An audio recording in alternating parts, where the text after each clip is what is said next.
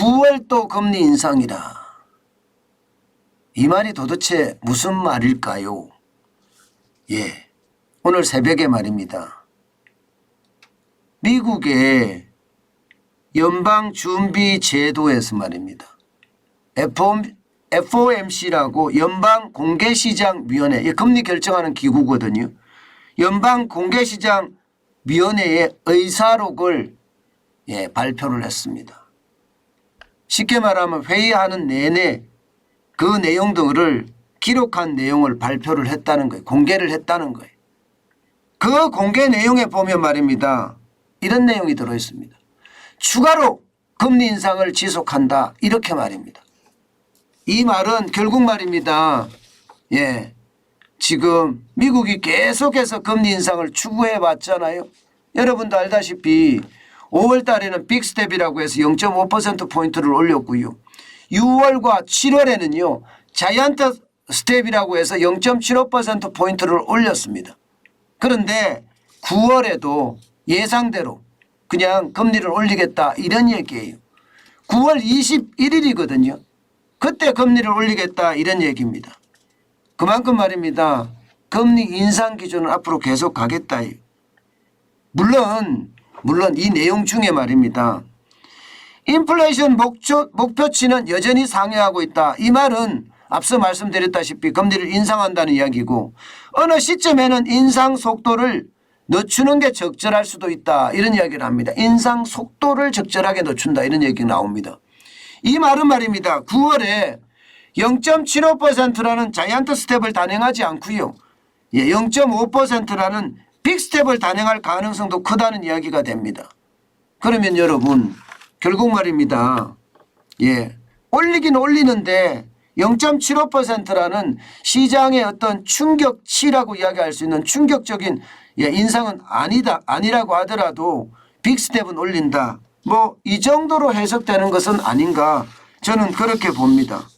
왜냐하면 오늘 시장을 보면 말입니다. 오늘 시장을 보면 생각보다가 많이 안 내렸어요. FOMC 의사록이 이게 공개가 되면 굉장히 많이 내릴 거라고 예상을 했지만 다우산업지수는 0.5% 내렸거든요. 117 이게 보면 171.69가 내렸고요. 그리고 전체적으로는요. 33,980.32로 마감을 했습니다. 그러니까 생각보다 많이 안 내린 거예요. 나스닥도 마찬가지입니다. 나스닥도 보시면 지금 1.25% 뭐 보기에 따라서는 급락이다 이렇게도 표현할 수가 있지만 뭐 나스닥이 그동안 워낙 많이 올랐잖아요. 그죠? 그동안 뭐 최근 저점 대비해 보면 20, 30% 우습게 올랐으니까 1.25% 떨어지는 게 무슨 큰 대수냐 이렇게 생각할 수도 있는 겁니다. 164.43이 상승을 해서 12,938.12로 마감했습니다. 그러니까 시장의 어떤 예상보다는요 이게 안 떨어진 겁니다. 그래서 제가 제목에서도 그냥 하락하다 이 정도로 쓴 겁니다. 하락하다.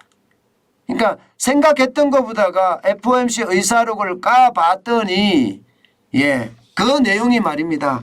아주 강력한 정도는 아니다 이런 얘기예요. 뭐 앞으로도 빅스텝이나 자이언트 스텝을 나올 거라고 예상을 하고 있었는데 이게 속도를 봐가면서 어느 시점에는이라고 했으니까 어느 시점이 언제일지 모르지만 이게 물가가 떨어지는 시점이잖아요. 지금 미국의 소비자 물가가 6월에는 9.1%까지 올라가다가 지금 7월에는 8.5%까지 떨어졌거든요. 이게 떨어진 시점을 어느 시점 지금으로 볼 수도 있는 겁니다. 그러면 지금에 봐서는 인상 속도 늦추는 게 적절할 수도 있다. 이런 말까지 포함이 돼 있으니까 그렇게 뭐 잔인하게 떨어진 것은 아니다. 이렇게 볼 수가 있습니다. 분명한 것은요. 금리 인상은 일어날 거고 그 금리 인상은 결국 시장 전체 나아가서는 개도국이나 신흥국에도 영향을 굉장히 많이 미칠 거다. 이렇게 예상을 합니다. 여러분 미국의 금리 인상은요. 아주 눈을 씻고 아주 똑바로 주시해야 됩니다. 자칫 말입니다. 미국의 금리 인상을 우습게 봤다가는요.